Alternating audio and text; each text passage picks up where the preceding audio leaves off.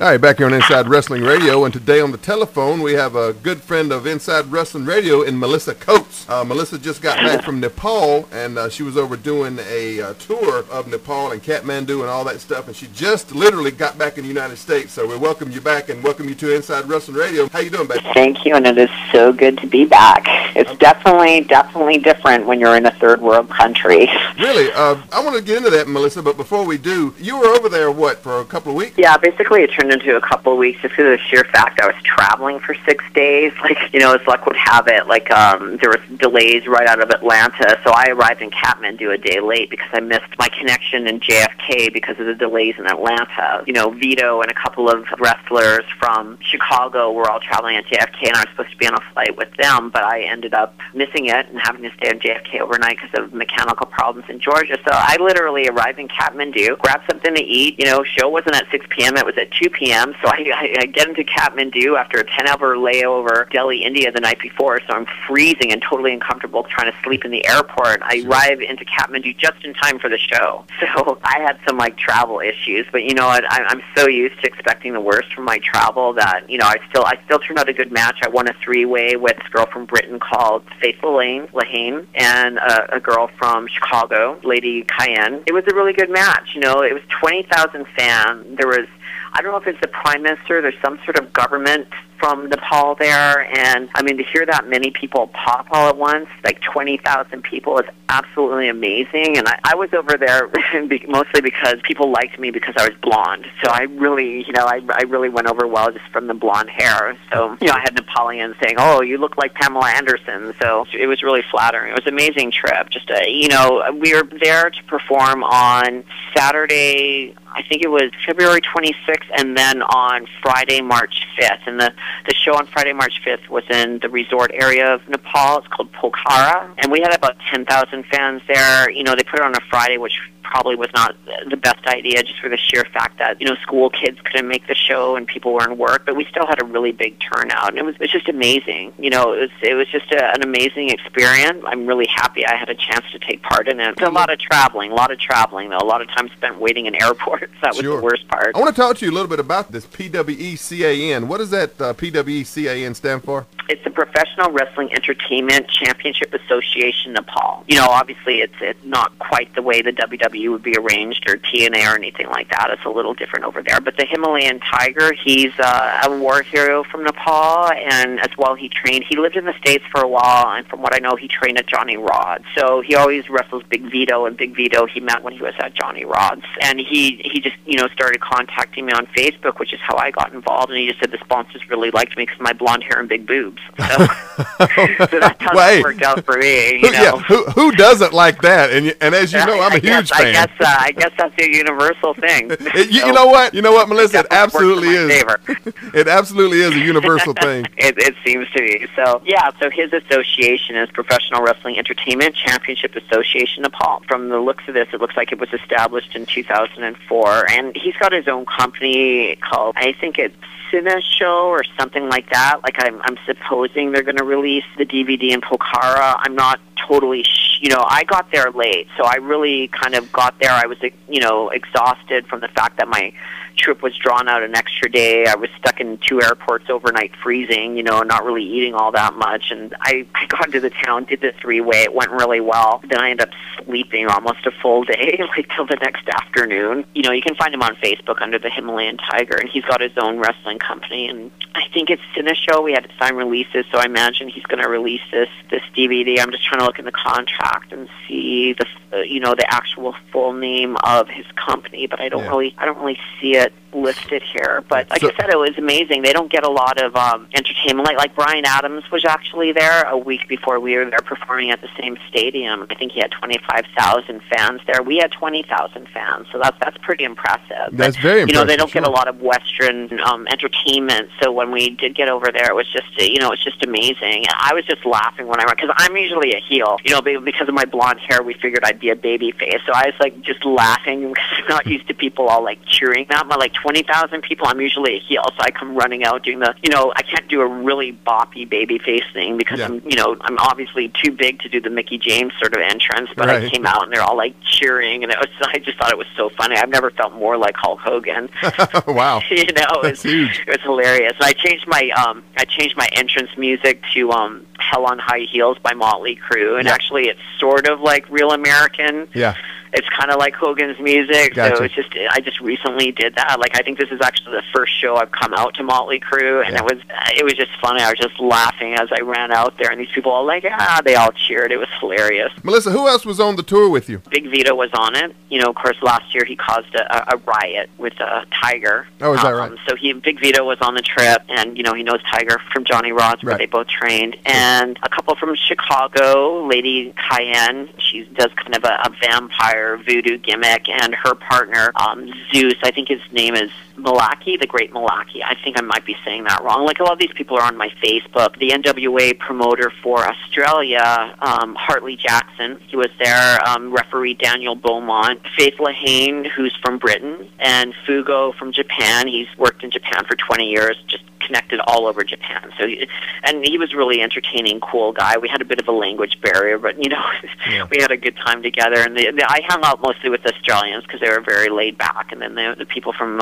Chicago and Faith, I hung out with Faith a lot. And there was 8 of us. Tiger had some of his students participate in matches as well. He's got a school in Nepal. So it sounded like international flavor there with a lot of countries. Yeah, it was. I'm really, I'm a permanent resident of the United States, but Tiger wanted me, when I wrestled, I always considered myself from Los Angeles in the United States. He wanted me to say I was from Canada, so he was looking for that sort of, that's why he chose all of us from all over. He wanted like an international, flavor to his tour, like all these different people from different companies. Melissa, listen, we're up on a break here, but when we get back from the break, I want to talk to you a little bit about the football deal you were talking about last time you were here on the program. We'll talk to Melissa more about that and a couple of other things about also what you got going on with the wrestling business and all that kind of stuff too. All coming up next with more Melissa Coates coming up on Inside Wrestling Radio.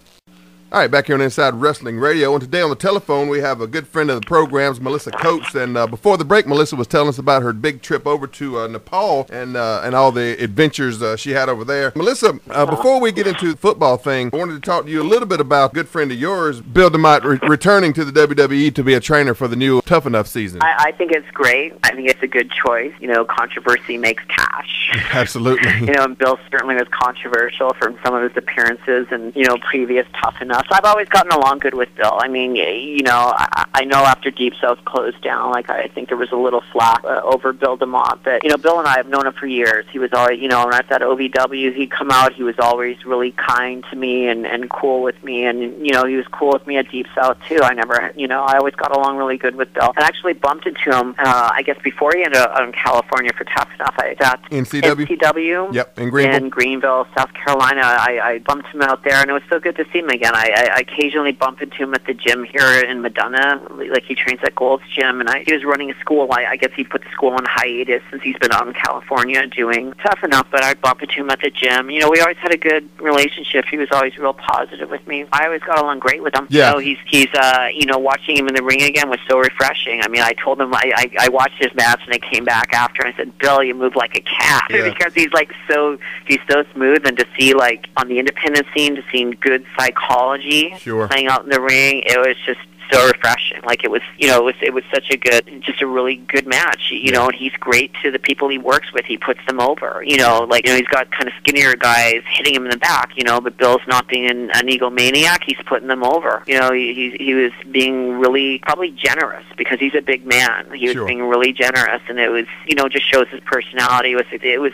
just really sweet to see. He's Big Sweet William. That's one of his nicknames, and he certainly can be. Of course, he can be a pain in the ass sometimes too, but I'm just kidding. Don't tell Bill that. He knows me for years, so we get along great. Yeah, Bill's a great guy, and we really liked having him on the program here. And I know probably I'll let him know that. I was actually texting him yesterday, so I might actually see Bill out in California next week. But I will. I was just texting him yesterday, so I'll definitely. He actually didn't tell me. I keep in touch with him, but I didn't know. When I left for Nepal 2 weeks ago, I was talking with him a little bit, and he didn't even reveal yet that he was out in California. So he told me that yesterday. So yeah, and that's what I was about. The point I was about to make is when we had him on, I was telling him at the time he was on the radio here. I said, Bill, your talent should be utilized way more than it already has been. Yeah. He's kind of thank you. He'd appreciate the compliment, and I think he probably knew something was coming at that time, but couldn't for contractual reasons, I'm sure, reveal it. Yeah, yeah. I mean, I'm happy for him. Yeah, definitely. I mean, I enjoyed Bill at Deep South. I mean, he's definitely hardcore. We had to do like a lot of calisthenics and stuff, but I understand where he's coming from. Like a lot of stuff in the wrestling business is different. Like sometimes they hire people who aren't real fans of the business. They're like, models or football players or people who, that have a certain look, but they don't really have that passion, and that's why they end up quitting.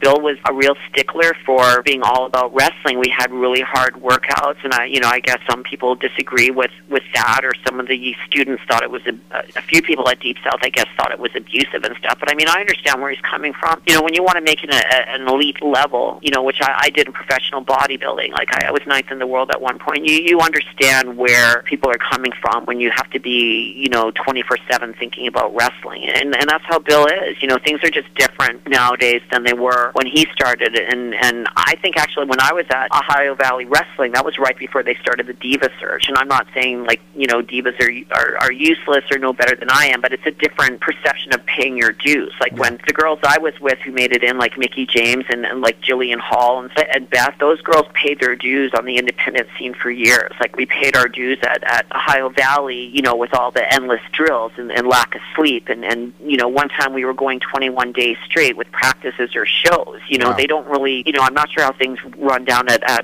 Florida Championship, but things just they kind of changed a little bit, and then they were hiring football players or people that had good looks that maybe weren't necessarily wrestling fans, and a lot of the people who don't have the passion for the business, they don't work as hard. Bill has a real passion for the business. Absolutely. And that's how Johnny Rods is just an amazing trainer. We all know his background, and it's just a different measure of paying dues and finding out who's going to stick with the business or not. So I believe a lot of people thought Bill was really hard on students at Deep South, but I mean I believe that's where he was coming from. And the people who have the passion to stick through that kind of level of physicality and just the draining, the constant training and on the physical training and the training in the ring, those are the people who really love it. Absolutely. And that's how Bill was there. And I guess to some people it came across differently, but I understand where he's coming from because of the level I caught in professional bodybuilding, and I've stuck through wrestling through a lot of ups and downs through pro wrestling, and I've stuck through it because I love it, and I'm just actually in the past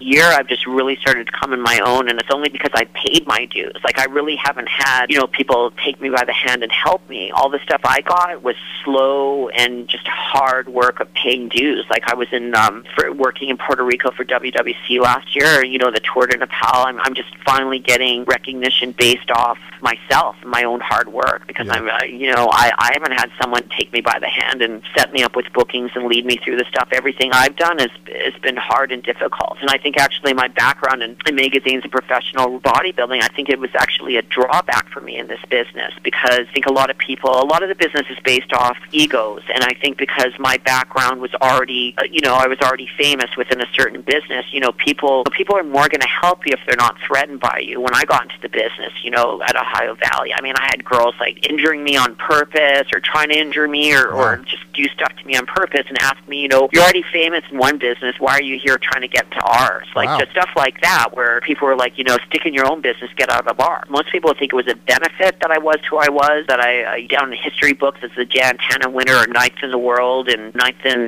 the Olympia and stuff like that. Like it actually it made things harder for me, because I had a lot, and I still do. I have more people working against me, and it's just me on my own, and like I said, in the past year and a half or so, I'm finally getting over that curve where people know I can make the money, and I'm responsible, and I work hard, and I stay in shape, and I'm getting like these amazing tours, like the one in Nepal, just based off my own reputation that I built off, by myself. Well, I tell you right now, I definitely respect the way you came up, because I came up hard like that too, and it gives you a whole different outlook on the business. So I definitely respect you for that. Melissa, listen, we're all the way out of time here. We got like maybe a minute and a half. Can you real quickly tell people about LFL and the Philadelphia Passion? Yeah, the Philadelphia Passion, I had tried with them last year. I wanted to play with them. It's the Lingerie Football League, but of course my first love is wrestling, so I ended up choosing wrestling over LFL because it would have conflicted with practices and games. They're an amazing team. These are good talented girls. There's a strong possibility I may up playing with them this year. You know, if nothing solid comes with wrestling, you know, I always loved football as a kid, and the Philly Passion, those girls are great. They're so friendly. These are girls who are in it for the love of the game. No, they're not in it because they got some sideways angle to be famous. They love the sport, and that's how I am with wrestling. And I loved football as an 8-year-old. I wanted to play when I was 8 years old. My parents wouldn't let me, so you know, it's one of those amazing things that kind of destiny and fate. I might end up doing that later on this year. But heartbreaking loss to the Los Angeles Temptation at the Lingerie Bowl in Vegas on February 6th. It was a close call, and you know, we'll see how it goes. But that is definitely something that I'm going to be looking into. Chances are you'll see me on the Philadelphia team. If nothing super solid comes up with wrestling that keeps me too busy to do lingerie football, you will see me playing lingerie football for the Philadelphia Passion. Well, Melissa, listen, I greatly appreciate you coming back on the show with us and giving us an update. And really quickly before we get out of here,